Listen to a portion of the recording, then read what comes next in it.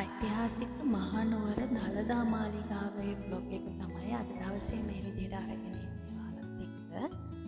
ඉතින් මේ වැවරවුම මේ නුවර මම ගොඩාක් කාලෙකින් යන්නේ. ඇත්තටම අවුරුදු 5කින් විතර වගේ තමයි. ඉතින් මෙතන මේ මාලිගාවේ එළියේ ඔයාලට ෆොටෝස් ගන්නවා නම් මෙතන ඉන්නවා ස්ට්‍රීට් ෆොටෝග්‍රැෆර්ස්ලා.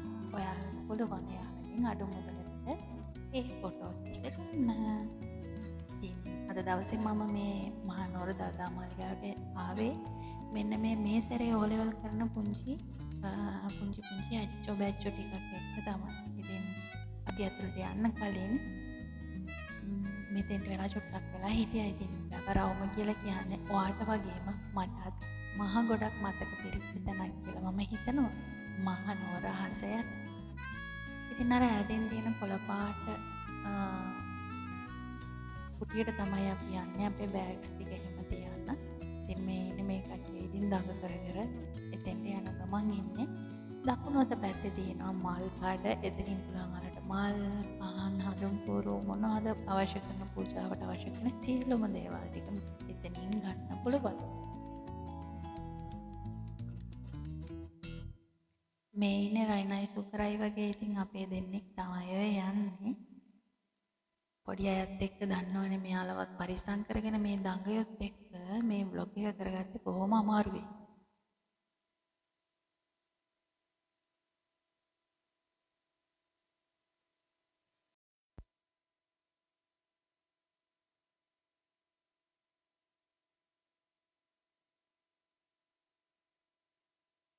ලොකු තදහුවක් තිබුණා ඉතින් මේ දවසේ නම්.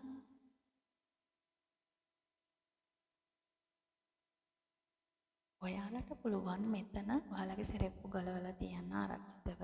ඉතින් ඊට පස්සේ මේ ආච්චි අම්මලා දෙන්න යන්නේ නම් ස්වයංක්‍රීය පැන් ඉසිනේට ගිහින් යාලා පැන් ඉස ගන්න ගමන් තමයි ඉන්නේ.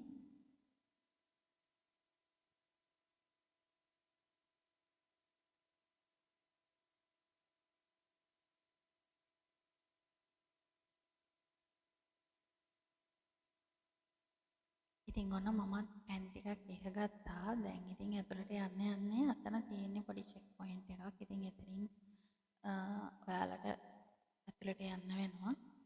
මාලිගාවට උඩින් අහස හරිම ලස්සනයි, පැහැදිලි. අවුවන ටික තදේට තිබුණා. දැන් ඉන්නේ ඇතුලේ පෙරහැර සම්බන්ධ චිත්‍ර ගොඩක් තියෙනවා මේ තැන. කියපු අය දන්නවා ඇති මෙතන. ඉතින් අන්න අර පිරිමි ළමයා නම් අමුතු විදිහට බැලුවා යාව කැමරාවට අහු වුණා නේද කියලා.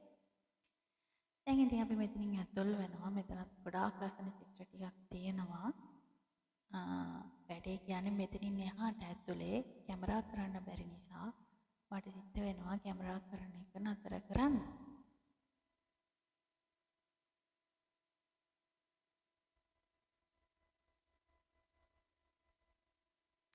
ඊළඟට අපි පහන් පත්තු කරනවා. ඉතින් මේ ඉන්නේ අපේ පොඩ්ඩෝ ටික පහන් පත්තු කරන ගමන් අන්න ඉතින් චුටි යාළුවෙකුත් එළියට එනවා. තේනවද? පඩිවෙල බැහැගෙන ඉන්නේ කවුද කියලා.